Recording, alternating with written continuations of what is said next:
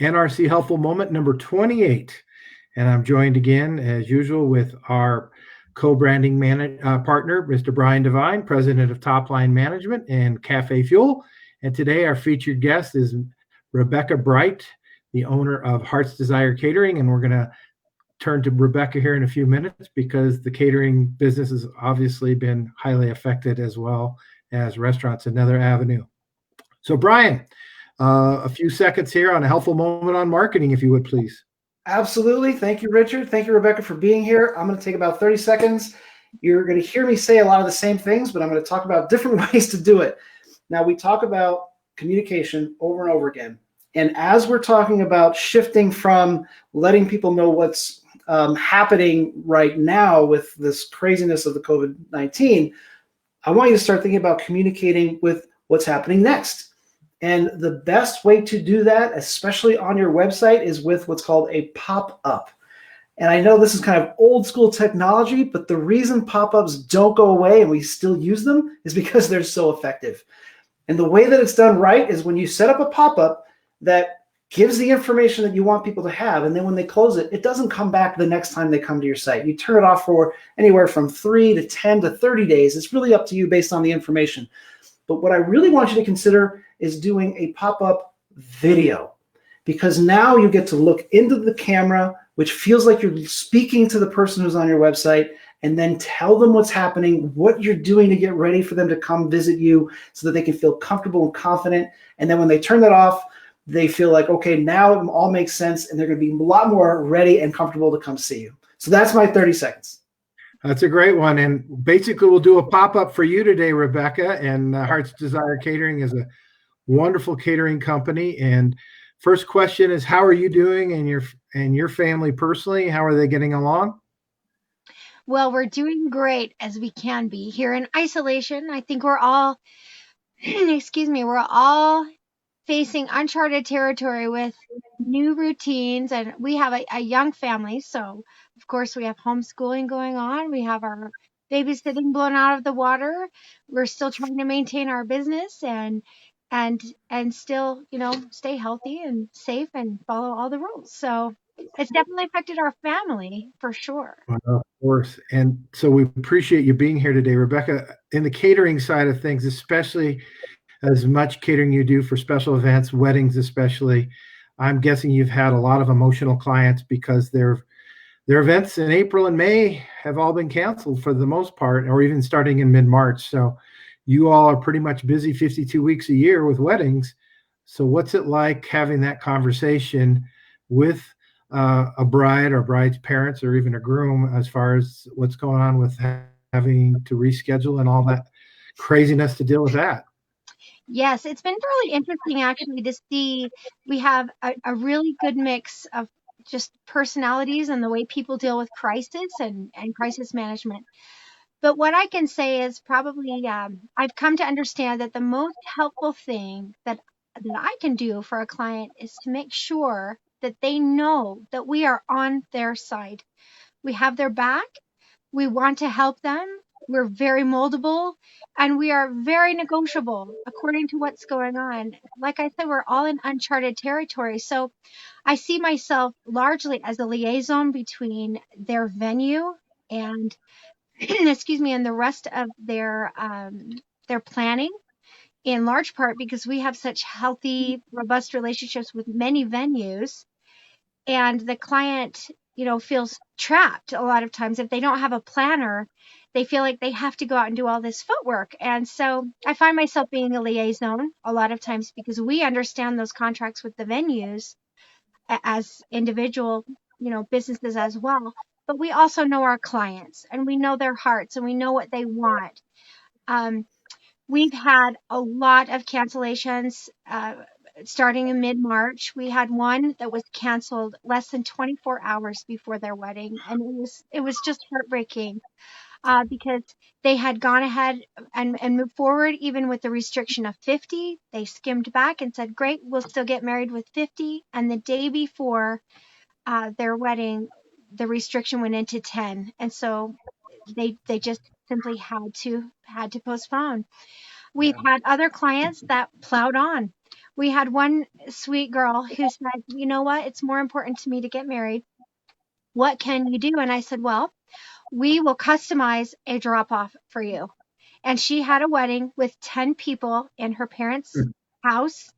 And I said, whatever it takes to make this easy for you is what we want to do. So she actually had a good friend who had some experience with food service, and it was her 10th person. And I had a training meeting with her friend on the phone and told her how to serve this food as a plated dinner for 10 people so that they could still have a nice event, even though they had 10 people. So it's all about finding what works for that individual. One size does not fit all. And we have to work together to make sure that these people's dreams can still come true. They might have to shift a little, but they're still making it happen. So So what do we do on a go forward basis? We know phase one and phase two is pretty much going to not be a lot of people, and it's going to be social distancing with a lot of gloves and masks. What do you see as far as the catering and working with venues on things going forward, perhaps after June when we get to maybe phase three or so? What are you reading? What are you seeing? well, I think it's going to be very interesting. Pardon me. I think it's going to be very interesting to see how quickly we phase in large group gatherings. Um, as that unfolds, I think that we're going to make some industry changes. I've had 2 or 3 venues call me personally and say, "What are your suggestions for, sanitizing this?" Or "What are your thoughts and feelings about, making the buffet lines, you know, cleaner or whatever?" And so I think some of those changes are going to be implemented on a permanent basis.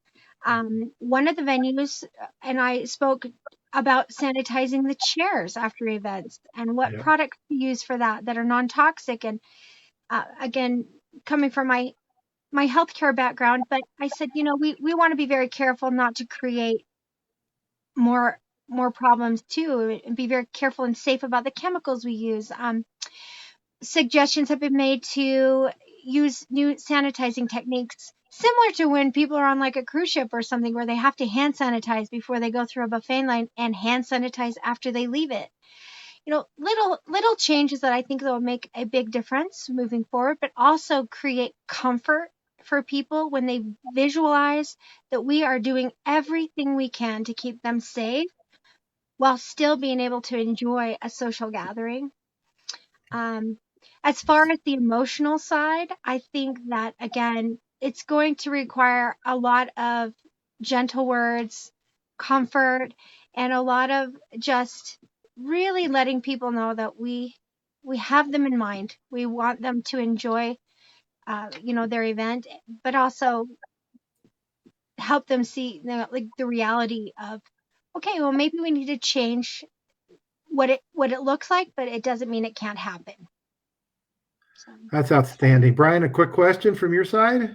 Yeah, I just wanted to kind of round things off with either tell us what consultants like us can do to help support you as we go through all this, or maybe more importantly, what do you want to let the consumer know who is thinking, what do I do next? What questions should I be asking? What should I be doing? What can you tell them? Well, I would say give us a call because we are here to help you and we are here to make sure that your dreams can come true, even if they had to shift a whole lot in the last few months. Yeah. We are ready to help you. We are ready to utilize all of our resources, our relationships, and our knowledge. There is a huge industry of extremely talented people who are standing ready to make sure that life can go on, that we can have normalcy return, and that it can be spectacular. I think there are a lot of hidden gems to be found in what we've been through here. And as I've shared before, I've got this little quote on my wall here, and I read it a lot. And it says, if you're on the right path, it will always be uphill. So, not to be discouraged and to realize that we can learn from every hard thing that happens. We as industry experts, we're learning all the time too. One of the things I've learned over my career and lifetime is that the most important thing that defines a professional and someone who can really help you is someone who can quickly and easily say, I don't know, but I know where to find the answer because There I you know go. people and I have experience.